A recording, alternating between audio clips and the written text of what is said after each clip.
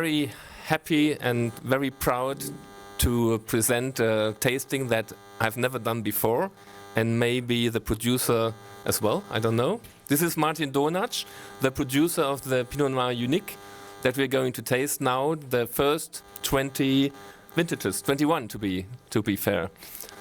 Welcome to Zurich, and in this room. When you came in, it was like Christmas. You saw all the glasses and all the big magnums, and his eyes was open. So I thought you have never done a tasting like that before, Martin? No, it's also for me, it's the first time I do 20 vintage of Pinot Noir Unique. So it's not just Christmas, it's also a birthday and, and Easter and everything together. And I'm really surprised, and I'm looking forward for this tasting to see all the 21st vintage of Pinot Noir Unique. So, yeah, perfect. So, by the way, I'm Stefan Reinhardt. I'm responsible for the wines, to cover the wines of Switzerland for the Wine Advocate since now 8 years. And and I don't know him much longer. In fact, we met, I don't know when it was the first time, not that long ago, right? However, so it's also for me the first time to get a tasting like that from your wines. We did a smaller vertical some years ago at the Domain. And so I'm looking forward. I have to say I have pre-tasted the wines 2 days ago. And we can be excited about what's coming up here. And we have decided, because we said we have 90 minutes, but I've just asked our staff, we can go a little bit longer as well. So, but we will be not too slow, I hope. And we discussed we do it in three flights. So 1, 2, 3. And then 4, 5, 6, 2000, 2001 and 2. So this is one flight, and then we discuss all the three flights. And just to give you an introduction, I'm not sure. I don't know the audience. I don't know everybody of you, of course, but.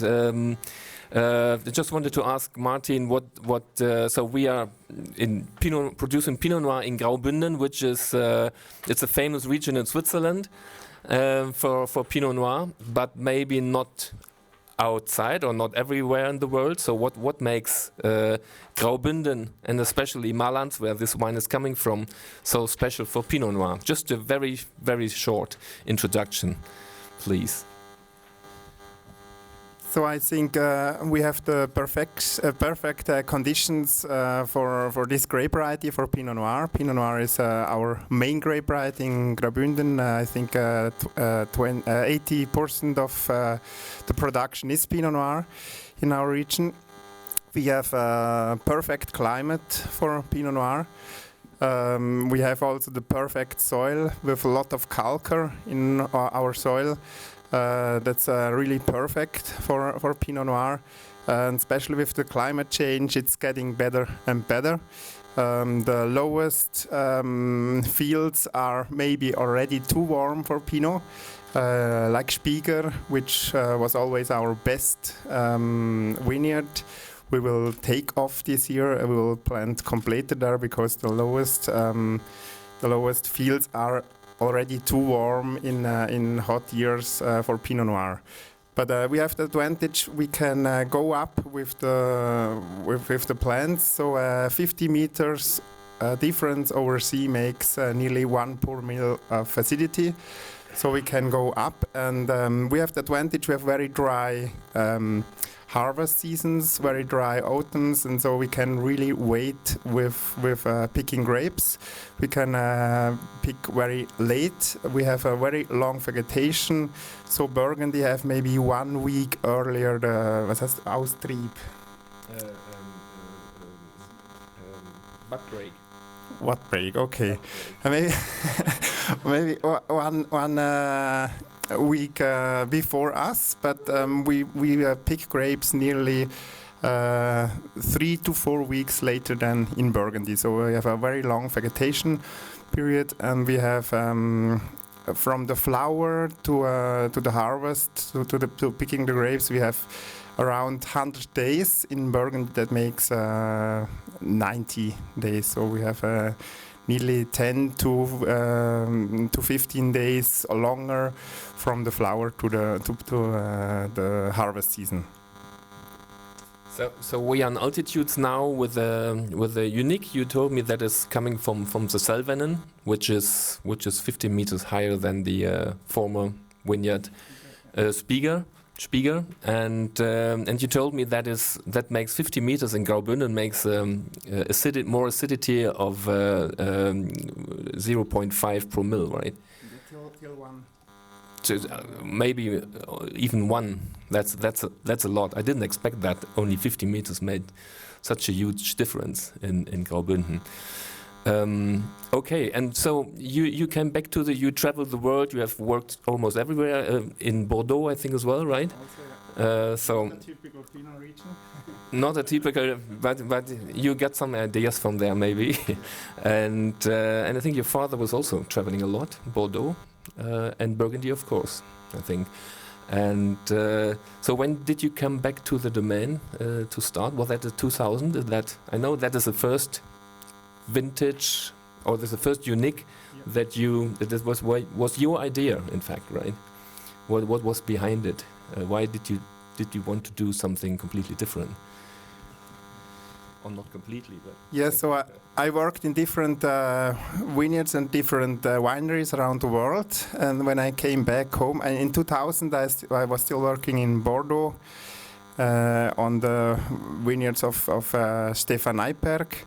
He made in this time La Mondot, which was even higher than Cano-la-Gaffelière, which started in these years. And when I came back home in this year, in 2000, in Bordeaux, we had an early vintage. In Graubünden, it was very late, so I had the chance to make two vintages.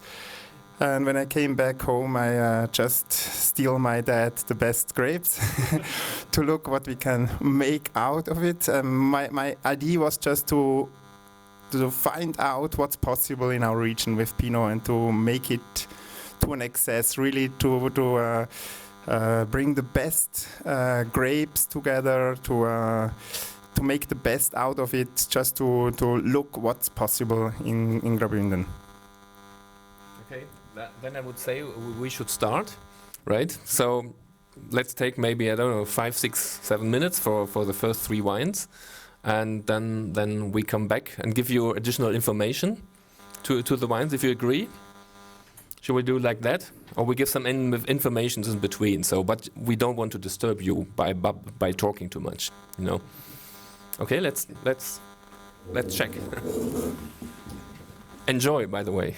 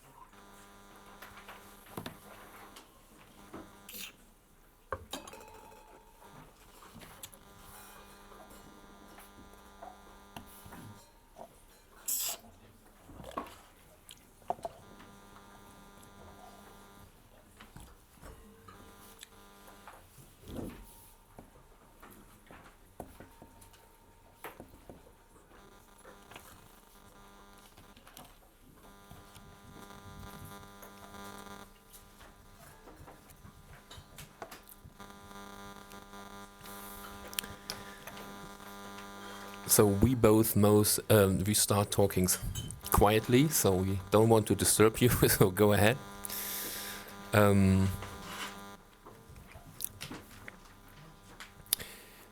Yeah, the first three vintages were obviously pretty different from climatic conditions, I would say, right? I was surprised to see that the 2001 is enormously tight and fresh, fascinating. It's very, very straight. And whereas the first vintage is more full-bodied, round, very intense, with a lot of power, structure, and intensity. And 2002, for the moment, maybe it's at the bottle. It's quite developed. I like it. This is like a really matured Pinot Noir. It's more open. You get a lot of floral aromas, and it's very smooth and gentle on the palate. Yeah. So maybe you can give us how the vintages in reality were. Yes, 2000 was a year which was not so easy because it was quite a lot of rain in the harvest season, and 2000 was the first vintage which I made just a really small little bit of unique that was 4 barrels. So that was only 1,200 bottles of unique. It was the Millennium year, which was really hyped in Bordeaux and overall in the world. But I think 2000 was a vintage which was interesting. It was cool. It was elegant. But I prefer 2001 because 2001 was the second vintage of unique. All the journalists were very criticizing 2001. My dad and me, we were believing in 2001 because for me, 2001 is really Burgundian style. It's a Pinot Noir with a lot of tannins, and when it was young, it was full of tannins. It was very hard to drink, and I told everybody just wait with 2001. It's a vintage to keep. You can keep that for 20, even 30 years. And we see today that still very young, very fresh, and I think 2001 still have a potential for another 10 years. 2002 was a very difficult year. Maybe for me one of the most difficult uniques till today. We were thinking about not making a unique in 2002, but we gave also 2002 to many Swiss journalists, and they hyped 2002 much more than 2001.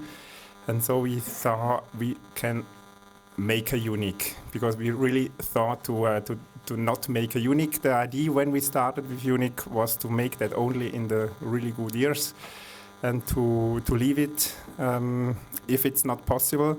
And 2002 was the only year we really were thinking many nights if we bottle a unique or not. And today we see it's a vintage which is already really ripe, but still interesting. But I think it's not a vintage you should keep even longer. That's time to drink now. And maybe the Swiss journalists liked 2002 more than 2001 because in this time it was more common to have a Pinot in this style.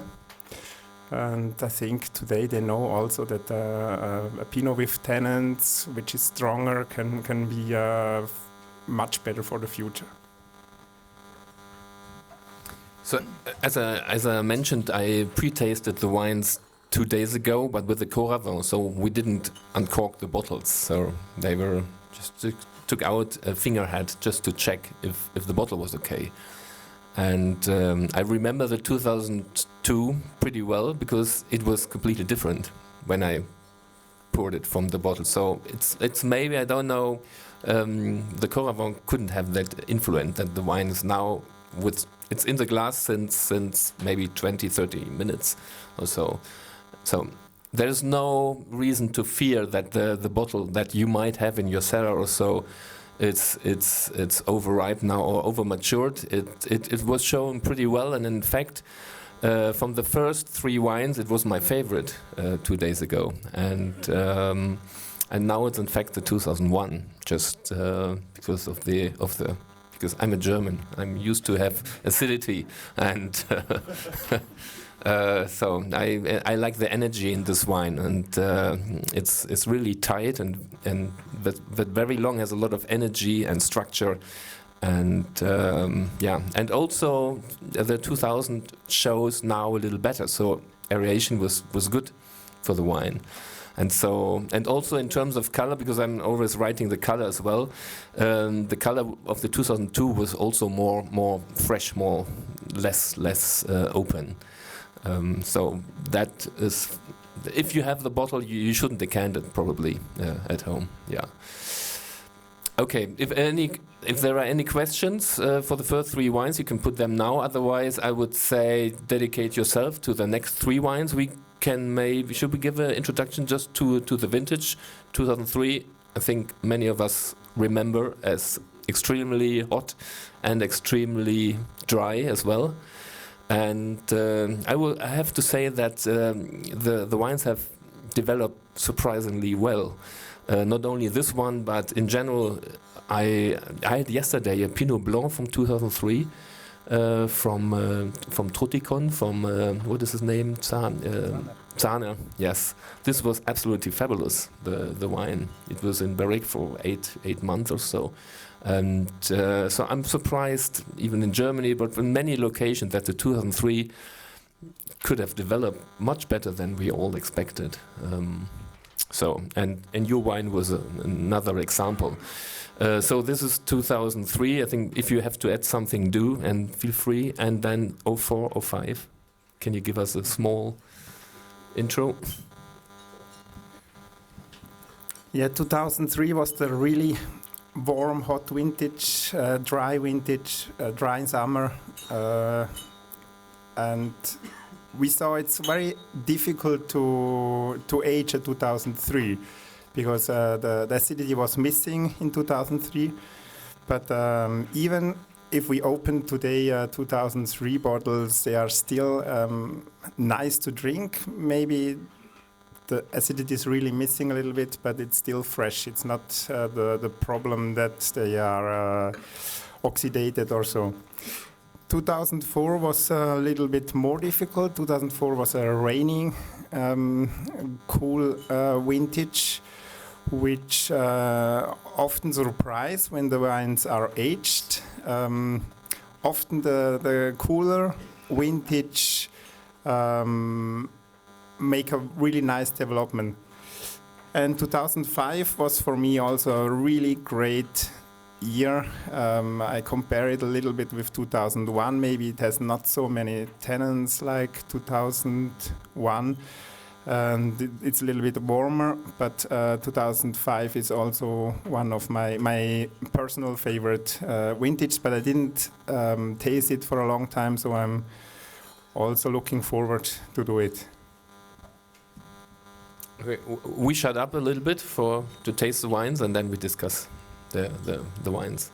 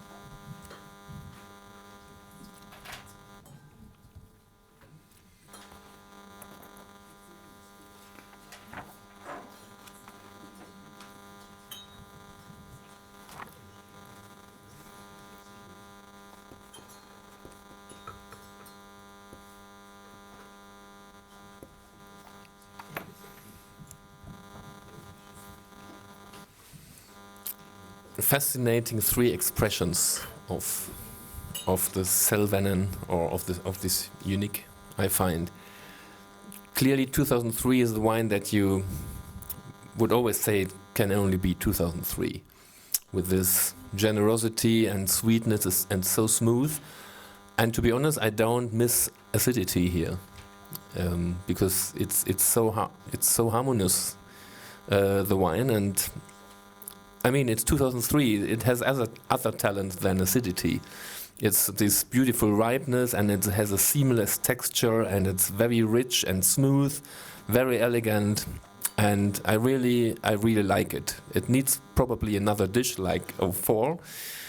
And 04, 2 days ago, it was I was fascinated by the freshness and the purity of the wine.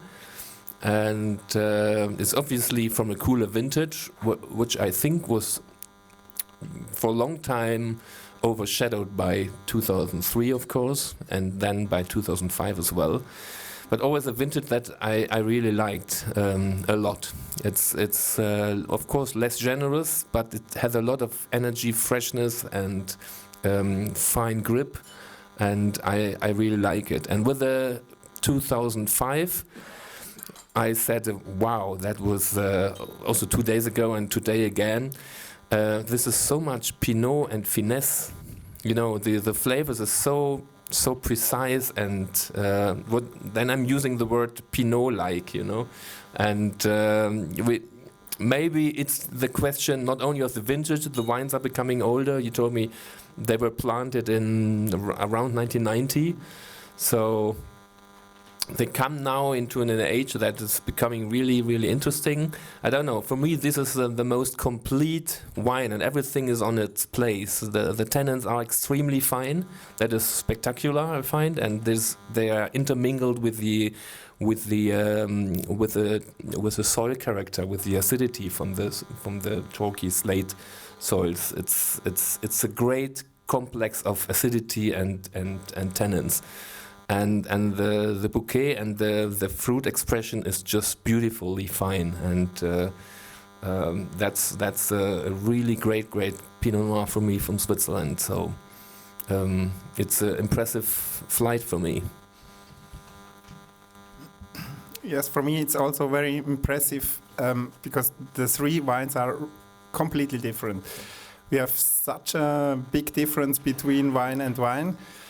But I'm surprised that the quality level is much closer together than I saw before, or than I expected. I'm also very surprised about 2003, because I thought 2003 could be over now, or over the zenith, but it's still very nice, and I love the sweetness of 2003. I'm also surprised about 2004, because 2004 was not a a vintage which we thought that's a great vintage. It was just a lower quality for us, but I'm surprised that's often cool vintage when they are aged are much more interesting than we expected. And 2005 for me, it was always one of my favorite vintage, and it shows also today when it's developed. That's really a fantastic Pinot, like Stefan told. It's like Pinot should be. For me, that's a Pinot how I love Pinot.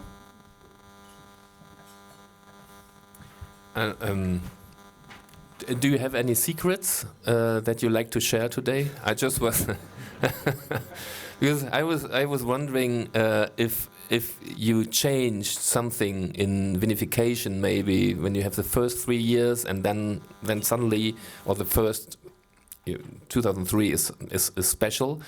Then 2004 and now 2005 with that finesse. Is that only the vintage, or is there something that you change in terms of extraction? Or I think you destem all the berries. You don't use whole clusters or stems or. But I was wondering is that just the age of the vines? Is that the vintage, or is there something in vinification that you said we could maybe do better and we try in 2005? Are there any ideas? I don't think it's a big change in the vinification, because maybe I was just a little bit more relaxed because it was my 6th vintage at home. The first vintage was maybe I was more nervous, but we didn't change much by winemaking, because for me I have the philosophy to bring the best grapes in the cellar, and if you have perfect grapes, you don't need to make a lot in the cellar, because if you have a perfect grape, the wine just needs a little bit of how do you say? Of Begleitung. Just to care about it, but we didn't change a lot. Not even in the barrels. Maybe we changed a little bit the tonneliers. My dad always worked with François Frère, 100% François Frère, and when I worked in different wineries and I tried to use other barrels. Today we work more also by Pinot Noir with Damy, but that changed much later. But I think even if these 3 vintages are so different, it's not a difference between winemaking. That's really the vintage. Yeah, it's fascinating that the vintage has such an impact also on what I call finesse, so that everything is so harmonious and gives such a complex wine with such a great finesseful expression. Okay, I take your point. Okay, so then we if you don't have questions, please feel free. Please, yeah.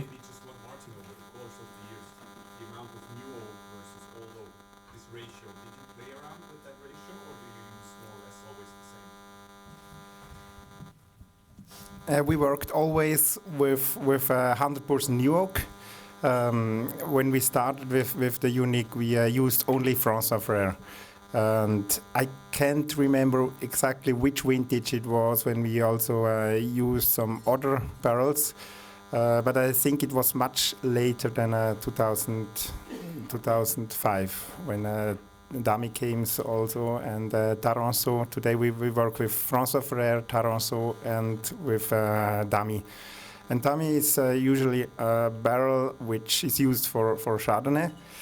I know all the great Pinot producers in the world, and if I tell them I use Damy barrels for Pinot Noir, they look really strange. But I love Damy also for Pinot Noir.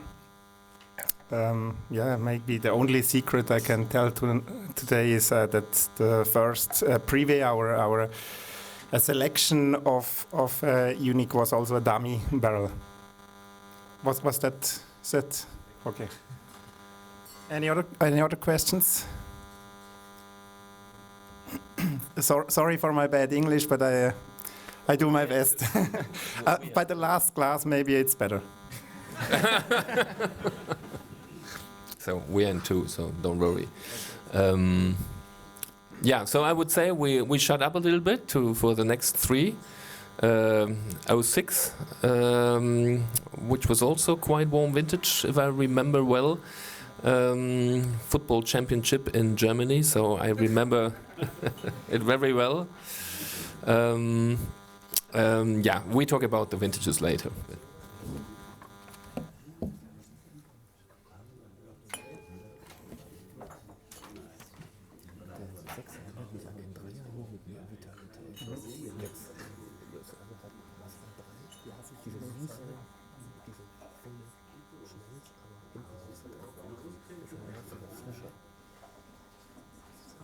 Die Nase geht ja auch sehr gut. Ja, ja. Extrem würzig. Ja.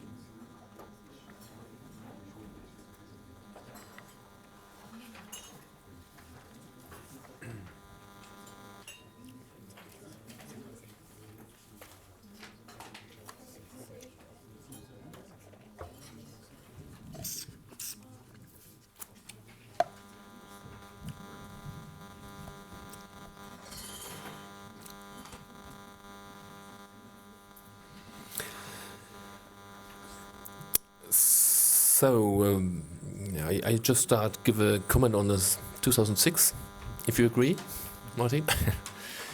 And you can explain the vintage then. And I just tried to what I taste, and to get an idea. So for me, 2006 is a little bit, in fact, like the 2003 in terms of ripeness and sweetness and richness. But we have more acidity here, and also very fine tannins. It's more fresh. It's more vital, I would say, and a little bit more straight.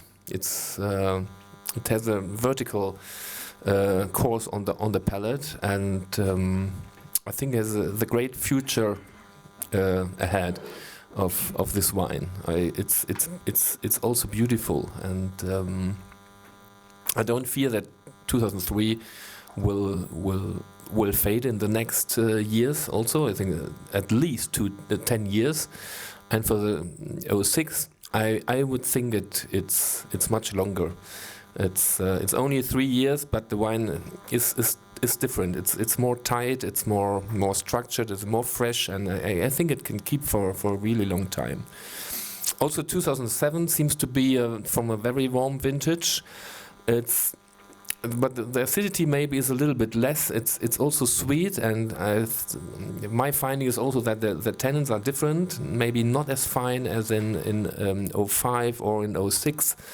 And then 2008 is also fascinating, more cooler type of Pinot Noir, very spicy, but also very precise, and I also get an impression of the so flinty notes from which I always connect with the soil. I like that it comes through here. It's not just fruit, and when you have a cooler vintage, to me often it transports more because there's less fruit. Maybe there comes a lot more of flintiness and stony notes.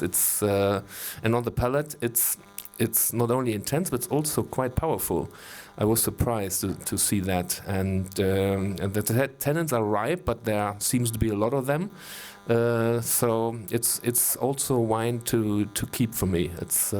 You can drink it, but I'm really surprised about the intensity and power of 08.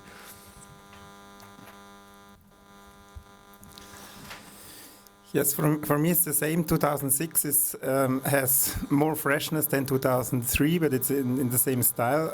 I'm very surprised about the nose of 2006, the flavors of the spices. I really love the nose of 2006.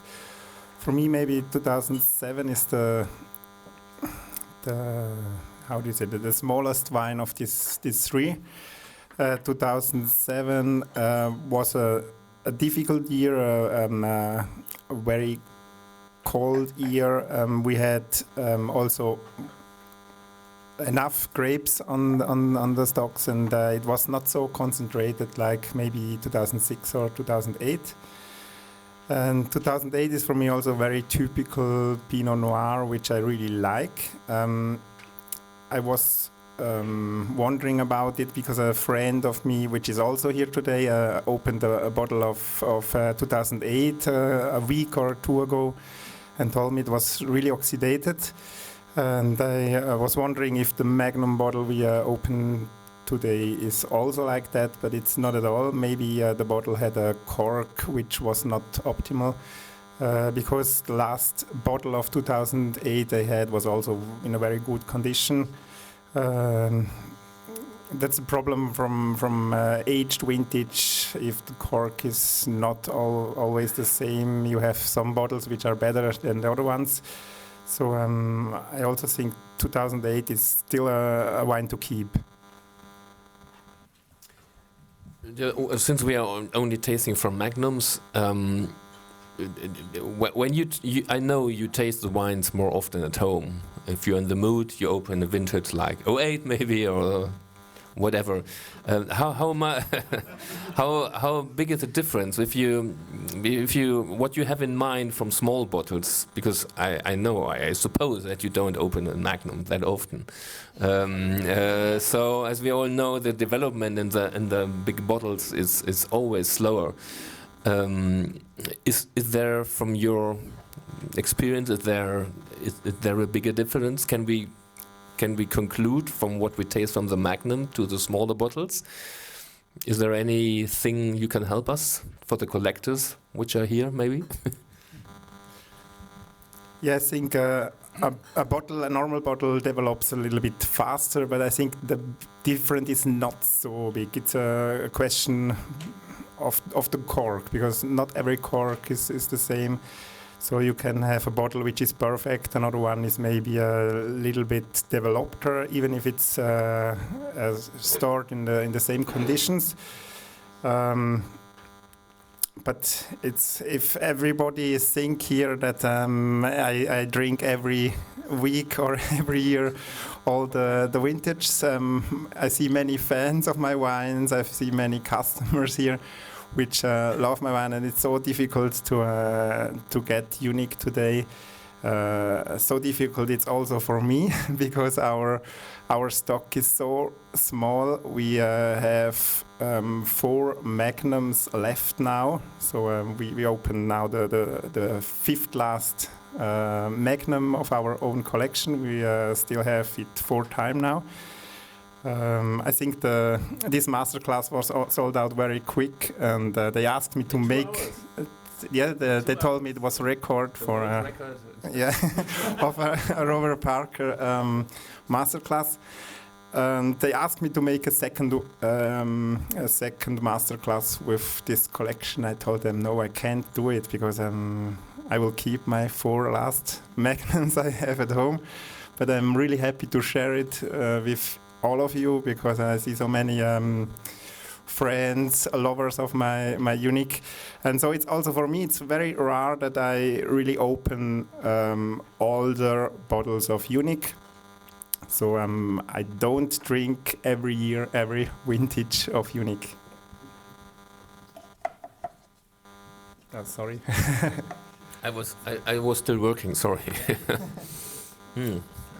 I was looking at the 2009, which is wow.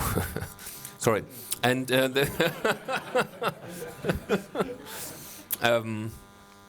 did you ever change corks? I mean, for the magnums, you didn't put in new corks. That is not necessary. But during these 20 years, did you change your cork supplier once, or has it always been the same? And do you use several suppliers or just one?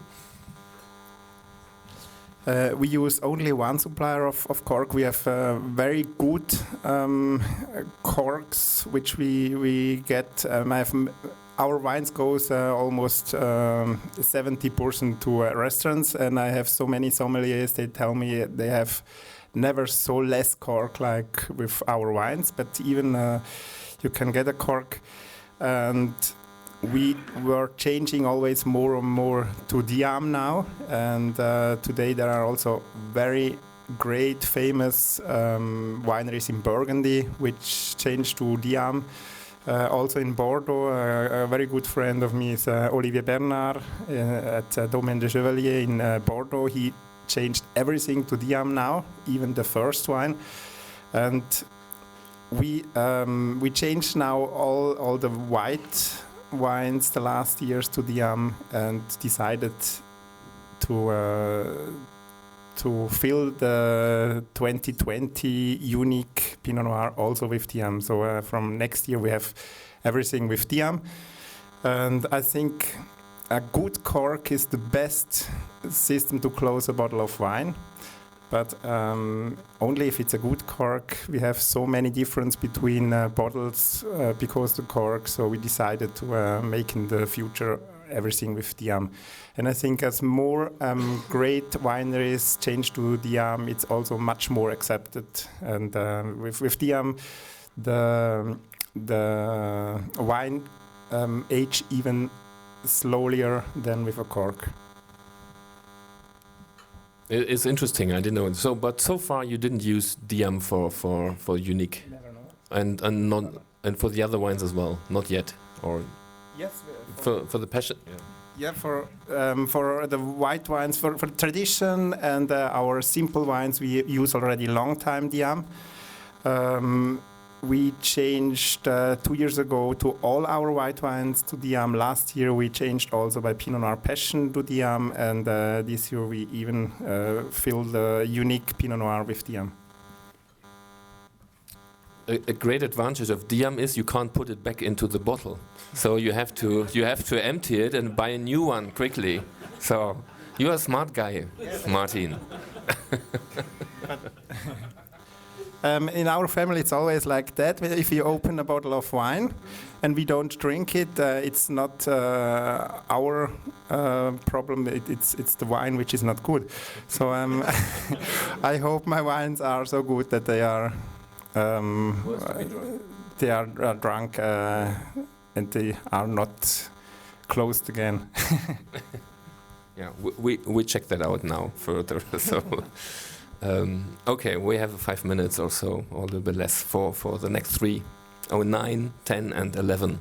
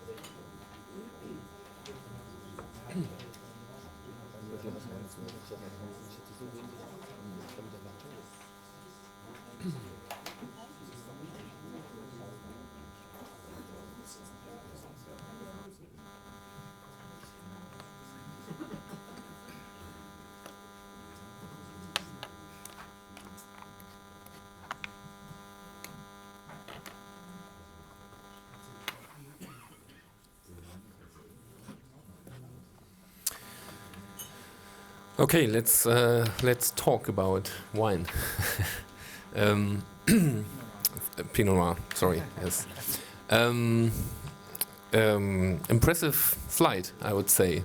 Again, that I love the 9. I have already said I had just a little bit because I was always the last from the Magnum port, so it was just a fingerhead. But this was amazing. The combination of ripeness, sweetness, and then again this vitality. This wine there was also so much finesse, and the tannins were remarkably fine, and there was a certain nervosity in the wine that I really like a lot. So very stimulating. I couldn't put back the cork, even if it was not a Diam, which it is not. But a very drinkable, digestible wine. I would say probably the one most which I would empty the quickest. Yeah. 2010. Also another great vintage for me, from a cooler vintage, but with a lot of concentration here. It's juicy. It's very intense. It's very long and sweet, but it remains on the delicate side. That is that I really like a lot. We know 2010 was a vintage that I know from Germany, but I know also from Bordeaux, with very concentrated wines, high in alcohol, and with also high acidity, and this is surely a wine to keep. I would say it's not. There's still potential to refine, I would say. So it's a long distance runner. It's a bottle, maybe also the small bottles I will not touch, and 11. It's another fascinating wine from obviously very warm and concentrate ripe vintage, with a very concentrated fruit and ripe tannins. But again, the tannins are present and the wine needs them, and it's a wine that also needs time, and I like the firm structure of it. So it's really a tight, concentrated, still very young and promising wine. Probably one of the finest we had so far. But I don't want to judge now. So for me, it's also surprising 2009, because 2009 I thought always that's a vintage you can't keep so long like other ones. It's like 2003, which was a very warm vintage. With 2003 surprised me also today. 2009 is still very elegant, even if it's missing a little bit acidity. For me, 2010, I had better in my mind, because 2010 was a vintage which I loved always very much. Today, I think it's a little bit green also, but maybe many people like 2010 or the cooler vintage. People that know me, I prefer the warmer vintage with a lot of tannins. I know that Stefan, you really like the elegant cool vintage. I prefer the concentrated vintage, but 2010 is still a really great Pinot. It's maybe more a light, elegant style of Pinot Noir. But for me, 2011 is just, or what was always one of my really favorite Pinot Noir of our vintage. I compare 2011 a little bit with 2001. 2001 had also so much tannins. It's a wine to keep, and I think also that 2011 is a vintage with a very, very huge potential to age. That's still much too young to drink. It's a Pinot Noir with a lot of tannins, maybe not as much as 2001, but for me also it was always one of my favorite vintages. And yeah, it showed me also today that it's a vintage to keep, which have potential for the future. I think the tannins are more even finer than in 01, and it's everything is more delicate, I would say. But this freshness and this purity is there, which is surprising for a vintage like 11. So. Yeah, but it's 10 years old, and it's still a wine to keep, I would say. I agree. It will surprise us in the next vertical in 10 years or so. If Yeah. there are some left. If there are some left, we keep in touch, Martin. Okay, we go ahead with 2012, 13, and 14. Enjoy. And if there are any questions, please don't hesitate.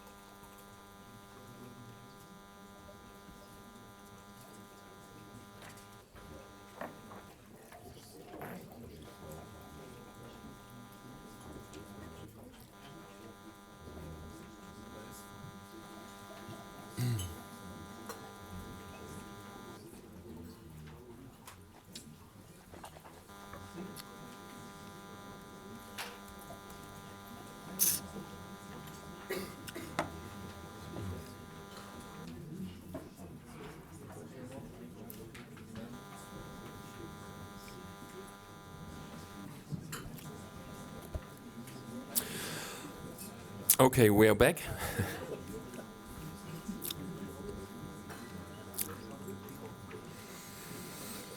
We are now coming to an interesting period, I would say. I don't know how you all see it, or Martin, you see it. For me, the wines present themselves now.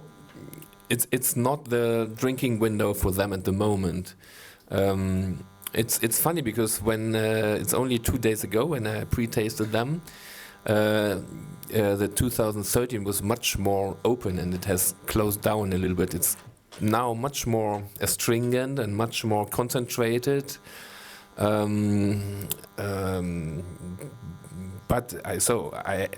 I had it several times, and I think it's a great vintage that needs a lot of time to develop. And I strongly believe in this wine. But it's funny that 2 days later, only the wine has changed a lot. I mean, this concentration, the firm tannin structure is all there. But it's more that it's much more tight now than it was. There was more fruit a little bit when I had the first sip of it. It's fascinating. In 2012 has a minty note today. It's lovely. It's very deep. It's more coolish and spicy, and I like this minty flavor in it, which I had on the nose and also on the finish. And to me, it's a very balanced and elegant and tightly woven wine as well.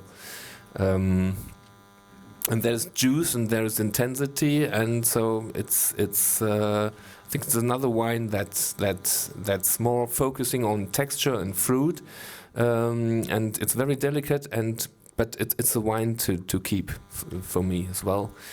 And then 14 it depends how you like it. It's I feel more autumn now in the on the nose than 2 days ago, and it's but I like the enormous freshness, the coolish, silky texture of this wine. But it's now more grippy and also closed down a little bit. Maybe it's the day. I don't know how the moon is today, but it's interesting. But I like the freshness of the 2014, which is a wine that I thought you can always open and drink quickly. But it's I don't know how you see it. The three vintages. I think also in the quality they are very close together, even if they are so different. 2012 and 2014 cool vintage, and I think everybody knows 2013 was the benchmark. I love the wine, but in a little way I hate it also, because everybody compares 2013. 2013 was rated so high. So today everybody looks for 2013. It was, I think, the highest rated unique by Parker. Also by your concurrents in Decanter, it was one of the top 10 Pinot Noirs in the world outside of Burgundy. In Switzerland, it was the first wine which got 20 of 20 points. And today everybody compares always 2013 with the newer vintage. 2013 was in a way very great for us because it was so concentrated. We had a very small quantity on the stocks. The grapes were so small. We had so much color in this wine. When it was young, it was dark, really black. We were afraid to fill it in bottles. We thought it's not Pinot Noir anymore. For me, I missed always a little bit of freshness in 2013 because for me it was nearly too concentrated for a Pinot Noir. It was I had not enough elegance for a Pinot Noir in 2013, even if I loved this vintage. But all the wine critics love it, and that makes it very difficult for all the other vintage because everybody compares 2013 with the other vintage. And for me personally, I love 2015, 2018 even more. They are coming later. But still 2013 is very important for us because I think it was the beginning for the international interest of our wine that broke through. Everybody was looking for 2013, and I think also people outside Switzerland were interested, especially also because Parker. About Swiss wine, it was I don't know the words in English. Es ist so ein bisschen ein Durchbruch gewesen. Ein Durchbruch.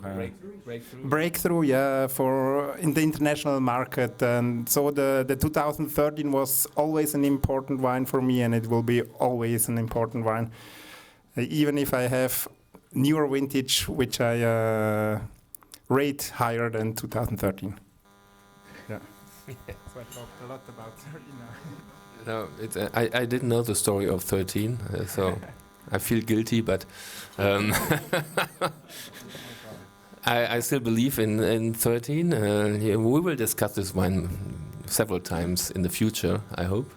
But I remember when I had the 13, I remember you were not exporting your wines to, at least not to the United States. And he said, no, I want that my clients come to my domain in the restaurant and they buy it here. We have so many clients and I prefer they buy it here. And we're making Swiss wines and they should be drunk in Switzerland. And they say, but you have to change. Switzerland needs to have some figures, some wines to bring abroad. And was it then the 13 that changed it? That's fine. It's good. I know today you're exporting 8 or 10% of your production. 5 to 8. Today is 5 to 8. Okay. Yeah. No, but it's really important that Switzerland has some more guys exporting wine than just Gantenbein or Gemanier or some big guys. Chapin is also available. But when I'm reporting about Swiss wines, I always say, I'm sorry, the wines are not available, and if they were, they're already sold out.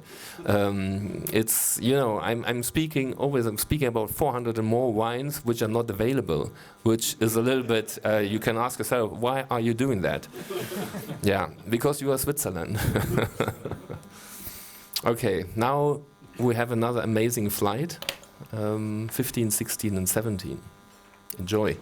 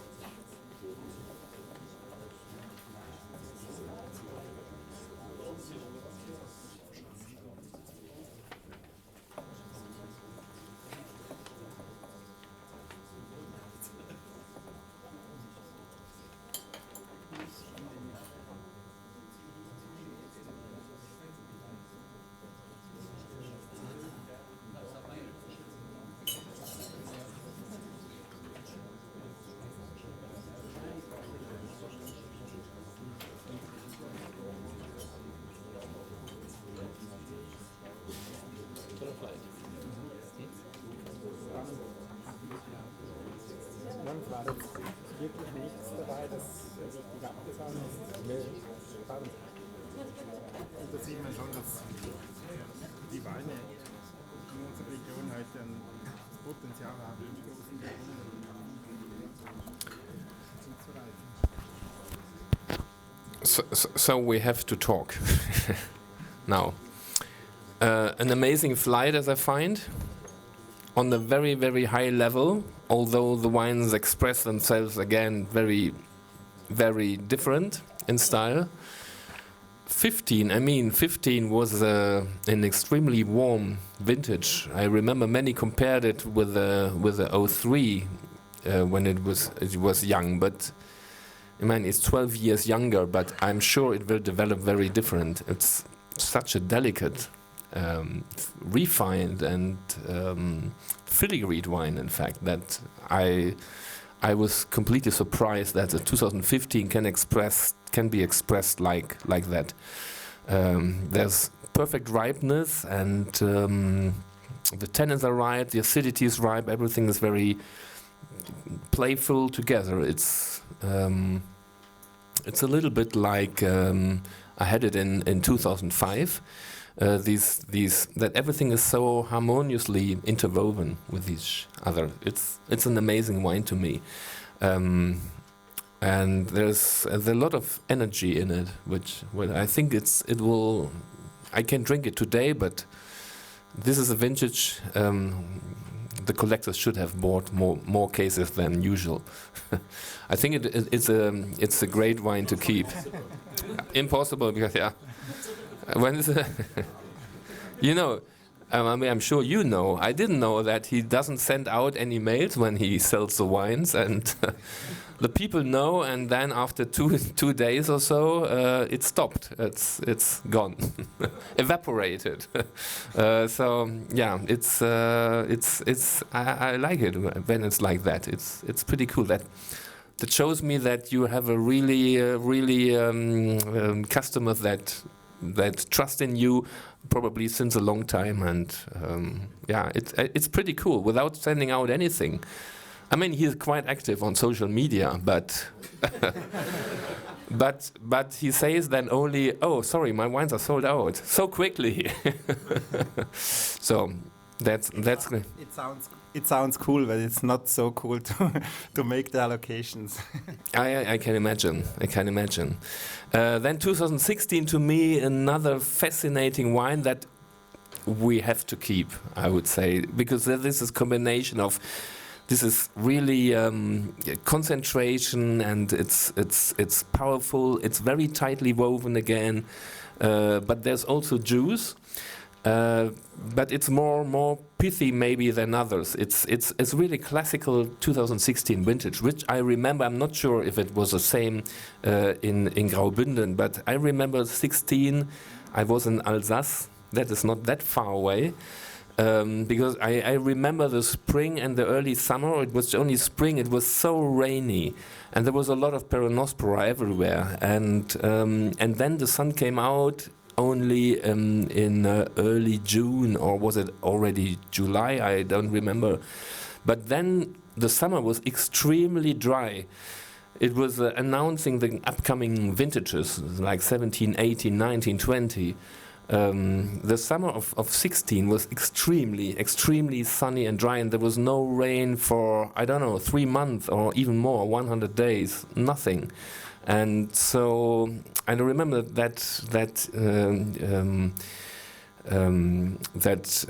caring for the wines in May or in June was completely a problem for many, because the soil was so wet.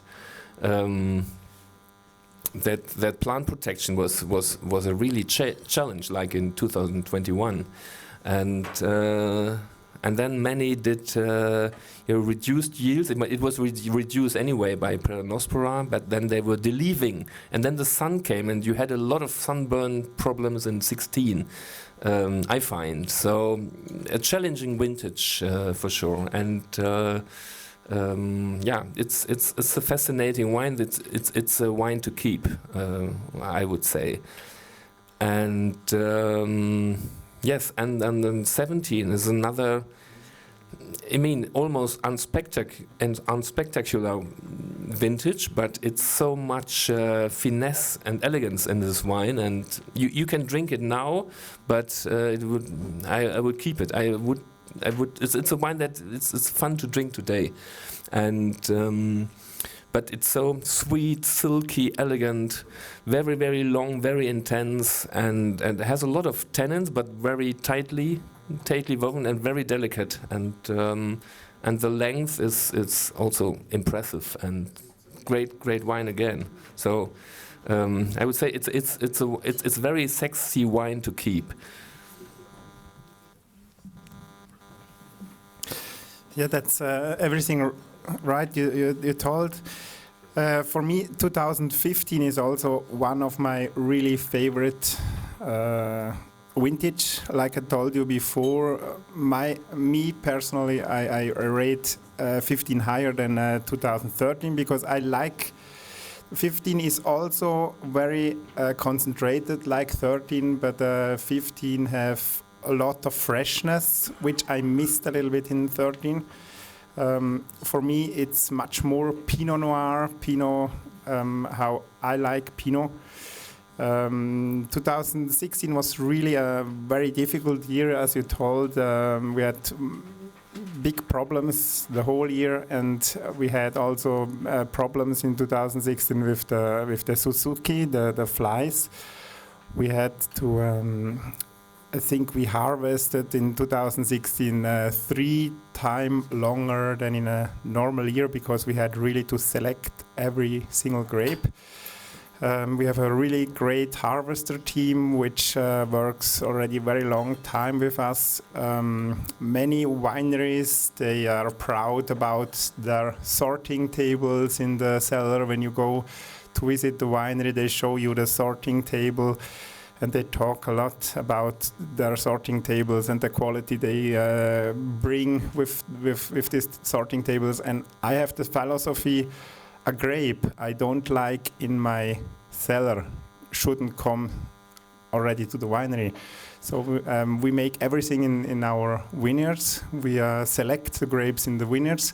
We have a really great team which select the grapes, so everything which comes to the winery is already perfect. So we don't have any necessary to have a sorting table. And in 2016 it was really important to look every grape, to turn every grape, and to select really only the best grapes we could bring to the cellar. 2017 is also very difficult vintage because we had frost in spring. We lost a lot of grapes, and it was a really difficult vintage with just a really small quantity we could bring to the cellar. But maybe 2017 was the start also for 2018. In 2018, it's in the next series, but 2017 is important for the 2018 vintage because in 2018 we didn't make a lot of reduction in the vineyards because we had so less grapes in 2017. We kept much more grapes in 2018, and 2018 we had the biggest vintage we had since years, and so we could keep the freshness. In 2018 it was very warm, and all the producers, they made a lot of vendage verte. They took off a lot of grapes in 2018. They had to pick very early, and I say we had luck maybe. If it's a little bit bad to say luck to lose so much grapes in 2017, but because we lost so many grapes in 2017, we had much bigger quantities in 2018, and finally that was perfect for this vintage because we had so many grapes we could keep, and we could wait for the harvest. With 18 we could keep the freshness and the acidity in 2018, but 2018 will come now in the next flight.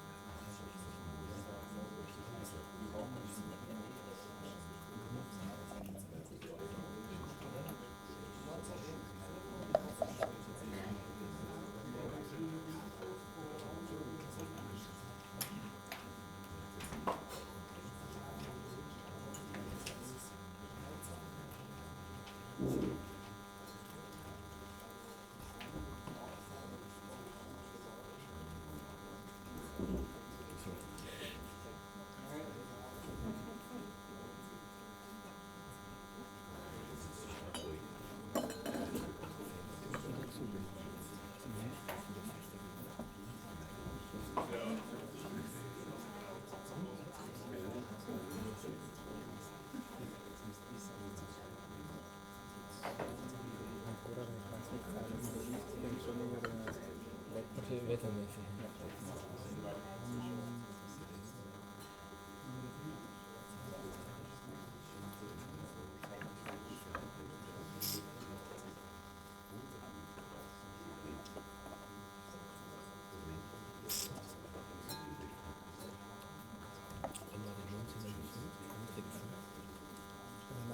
wir gefüllt vor einem Jahr. Jetzt eine Flasche, ja, also nicht vor 2 Jahren.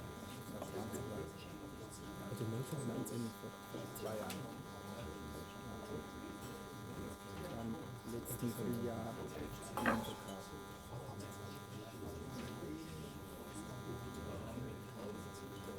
Dieses Jahr sind wir jetzt 20. Also Mühlen machen wir immer ein Jahr Flaschenlagerung. Mühlen machen wir immer ein Jahr Flaschenlagerung. Wir füllen das eigentlich gleichzeitig die Fassen. Kommen aber erst ein Jahr später auf den Markt. Also dieses Jahr jetzt mit 19 kommen wir jetzt auf den Markt und es ging im letzten Frühjahr in die Flaschen. So, auch mit 18 Monaten also.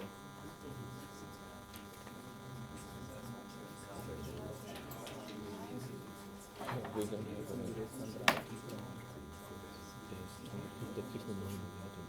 Ja.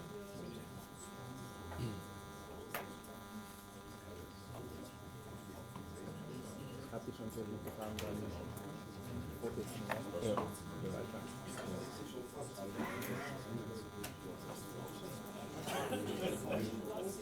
Wir können ja die Leute warten lassen, dass das ja, gut in der Jahrgang. Mit was immer, also wir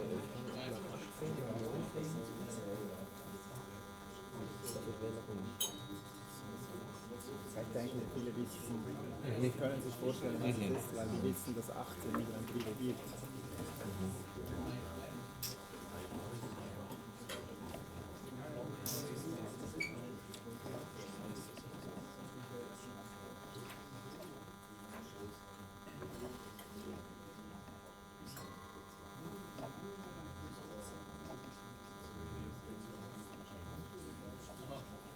Der 18 ist präsenter als der Kilo. Das ist noch verschlossen. Ja, aber ich finde es nicht. Ja, das ist schon spektakulär.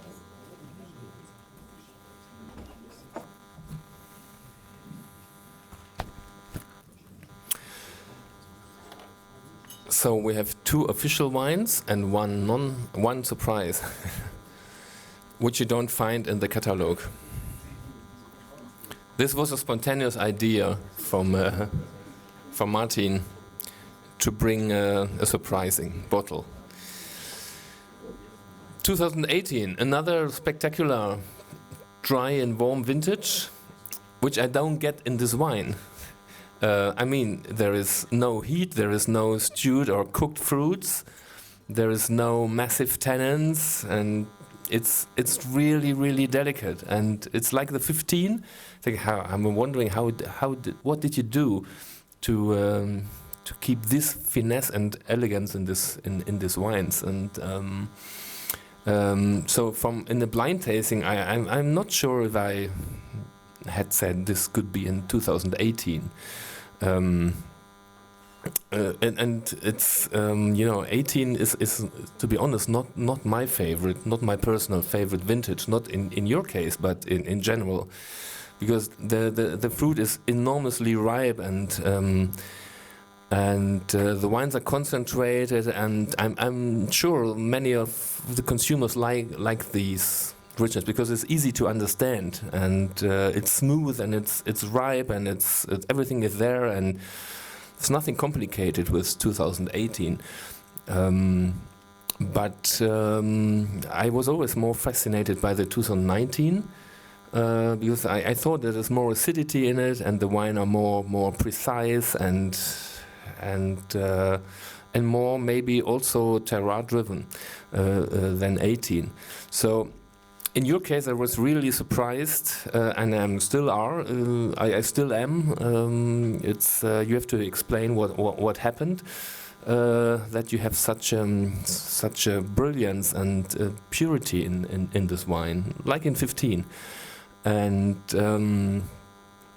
Yeah, 19. It needs to be rescored. So I see it today and also 2 days ago. It's a great, more fleshy wine that I just asked you. You bottled it 2 years ago, so and I had it for 1 year ago. So and of course 1 year ago, and I had it for this tasting. I didn't have it in February. I think it was end of last year or in January or so. It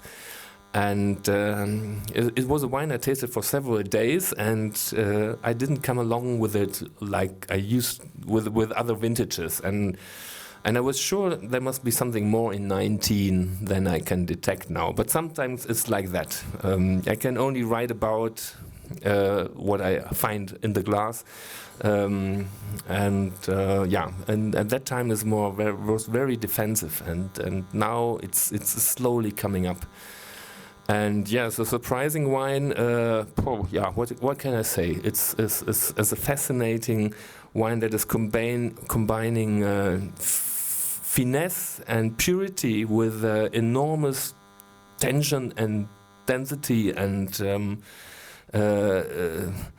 it's a long distance runner, I would say, and a really great selection. I'm really impressed by the wine.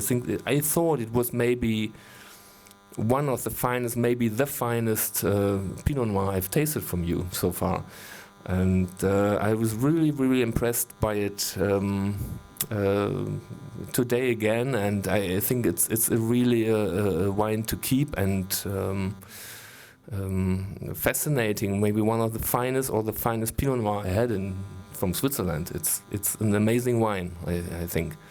You have to tell us what it is, or may you take the part, right? Okay, you asked me about 2018, how we get this freshness, and I already talked to the people before you left. We had the luck that we didn't reduce the grapes on the wine. It was maybe the luck that we had such a small vintage in 2017, so we kept much more grapes in 2018. Usually a small vintage makes better wine, concentrated wines, and in 2018 it was the opposite. Small grapes you had on the stock, as better you could kept the acidity and the freshness, and we had a really huge, big quantity in 2018, so it's a dream of every winemaker. The vintage 2018 I wish every year, because we had many grapes, we had a perfect quality. My dad, who is also joining us, he's in the baby blue pullover down there. And my dad doesn't say very fast great words, or he don't say things like that, but he told me that he thinks 2018 is maybe the best vintage in Pinot Noir since 47. And for me also 2018 is maybe the best Pinot Noir I ever did, so even better than 2013. But I'm really happy that you like 2019, because I was afraid of 2019 after such a big vintage like 2018.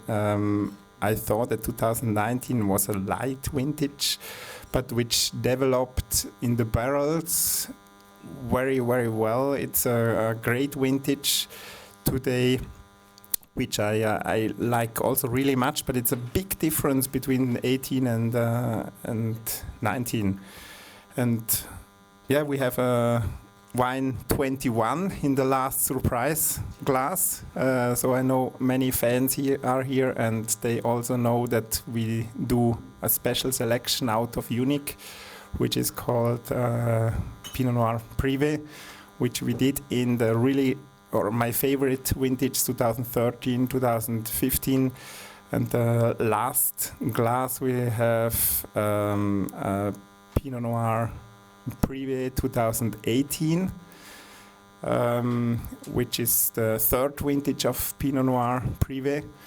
And I thought we have tonight or this afternoon a really special masterclass. So many great people here, and I thought I will give you something special which not many people tasted before, and that's a 2018 Pinot Noir Privé. It's just a selection of the best barrels out of our unique. Yeah.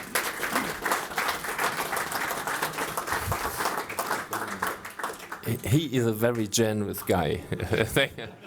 No, really. I was really saying, how are you sure you want to bring the bottle, because it's so rare and he can sell it. You know, it's going to be auctioned but now because I know there's a lot of clients coming here, and I want to show the wine, and that I was really that's what I say, really from deep of my heart. You're a really generous guy, and also when you go to the Oxen restaurant where he's serving himself on Sunday, Saturday, yes, he does. And if you are running out of unique or so, you have to go to the restaurant, because there's always a list of 10 vintages or so. So if you're too late, if you contact him on the 2nd of March, it's too late, and you have to go to the Oxen to have some unique. Yeah, I think we have had an impressive tasting. At least that was my impression. I think yours too, and I feel you will come back to 2013 one day, even if you think it's not enough acidity. I think you will be back. Otherwise, you wouldn't have made a selection privé. So, voilà. Any questions, comments, or protests, or? You're all happy? No, there's a question. Stefan, what was your biggest surprise? You've tasted some of the wines and you didn't. What was the biggest surprise to you in today's tasting? In today's tasting? Yes, in comparison to the wines you tasted and rated before. Definitely not the 13, I guess. You're still defending it, right? I'm still defending it, even if I agree that it does. Even today, it was very tight. So to me, the big surprises are 15 and 18, because I didn't expect it. So, and to me, the wine that gets my big heart is 05. This was the most fascinating wine of the tasting for me. It is really the perfection of Swiss Pinot Noir. It's a great wine for me. Everything is in perfect balance today. And 15, 18 are very promising, and I like this purity finesse style of it. And I'm sure they could be one day maybe come to this level. And as I said, the 18 Privé is a spectacular selection, and yeah, it's a quintessence of 2018 made by Donatch. Not the quintessence of the vintage, but made by Donatch. Yeah, so yeah, that is my finding. Does that answer your question? Absolutely. Perfect. Yeah. In terms of vintages, what is the range in a good year or bad year? The lowest production of bottles and the highest production of bottles, for a unique Pinot. Yeah, it depends really. If you have a great vintage or a good vintage, André Noble from Romanée Conti told to my dad one day, there are not good and bad vintage. There are only difficult and easy vintage. And that I learned also a lot. But in a good vintage where we can really make the full quantity of unique, we are today on 4,000 bottles by red, and by white on around 2,000 bottles. Yeah. Any other questions? Yeah, Patrick? About the art, yeah. That's less from the wine, but more from the art. My dad is a big collector of French wines. Our whole family is really Francophile, and my dad owns also the whole Mutter Rothschild collection. Everybody knows Mutter Rothschild have an art label with all the different artists. We never have been a winery that copied other wineries. We had always our own ideas. And my idea was to make something that people keep the wine, to collect the wine, because Swiss wine was always drunk much too early. We see it tonight, or this afternoon. It's great to keep the wine, and with the art we tried to make a collector's wine, and we didn't want to copy a Mouton. I don't have the money to buy a Picasso or a Chagall, so it's me or my dad who make the paintings. We are the artists, and we have every year a different painting. In the first years, we made one painting which we cut it in as many pieces as we had bottles. So every single bottle had a piece of the original painting. Then from 2009, we painted directly on the bottle.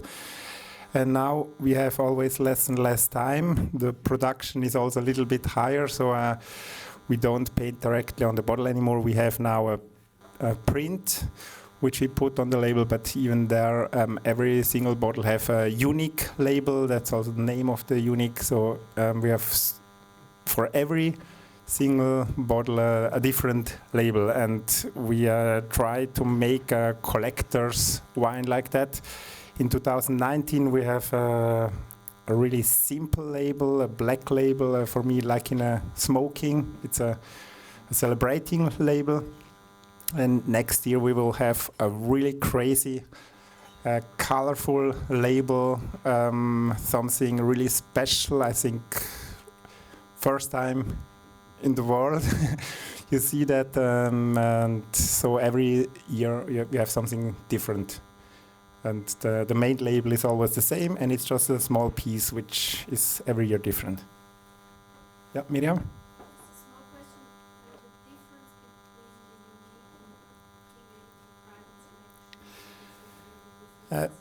Privé is not a thing. We didn't look for a new wine. My dad and me, we make always the selection of the unique barrels. Also by unique, we just select the best barrels of the Silvanen of this vineyard. And if we have there 20 barrels, maybe we select the 12 best out of it. And in 2013, we had just I had one glass, which surprised me so much. I nearly had tears in my eyes, and it was so emotional. And I noted that on my paper, and I compared my notes with my dad. And my dad had exactly the same. And we thought we fill this barrel only for us, for the family. We won't sell it. And in 15 we had 2 barrels out of it, which was also perfect. But we don't go on the unique tasting to look for that. We it's just nature. If it's there, it's there. If not, it's not. It's a little bit the style like the cuvée crème de tête or cuvée Madame Sudiran. It exists 2 times maybe. We had now 3 vintage of Privé in 13, 15 and 18. Maybe we never do a Privé anymore. Maybe we have another year which we have such a fantastic barrel to take off. But it was never the idea to look for a new wine. It was just nature which gave us that, and we decided to keep it for private or for family and for friends. And that's also the reason why I like to share the 2018 tonight, or this afternoon. It's not night. I always think it's usually tastings are always at night, sorry. I'm sure you won't work anymore today, so enjoy the afternoon and the evening. You are like Egon Müller. From the famous Schatzhof, he never spits. But don't meet him in the Rheingau, because there's more alcohol, and then his road becomes more curves, you know. Martin, thank you so much for coming here with all these magnums, and I think we all enjoyed it a lot. Thank you so much, and this is your applause. What did I do wrong? What I think? Yeah. And thank you so much, and thank you for taking the chance and to get this tasting, which I know I probably won't repeat, and maybe I hope everybody will, but by nature it's not possible. So it's a once in a lifetime Donatsch vertical tasting. So thank you all a lot. And many thanks and congratulations. And to me it's important also, if you do the... I remember and I know how the first privé came into being. It was in fact that you told me the story that you told today. It's also important to get really high prices for super quality wines in Switzerland to become more famous outside of Switzerland. And so for me, I know that you was ashamed when this wine was auctioned in the first vintage. You say, oh shit, I didn't expect that, and I don't remember the price, but it was pretty high. And then in 15, I don't remember, it was even higher. And the 18 is still going to be auctioned, or has it already some bottles? No. In May. It's going to be auctioned in May. So it's important to get these prices, because then you get the people say, what, the Swiss wine at that price? I need to have it. So it's important to. It's strange, but it's like that today. Thank you, everybody. Thank you, Martin, again, and thank you for coming. And we have another 2 hours to collect some favorites downstairs. And thank you for coming. I hope you enjoyed it and the wines. And thank you. All the best.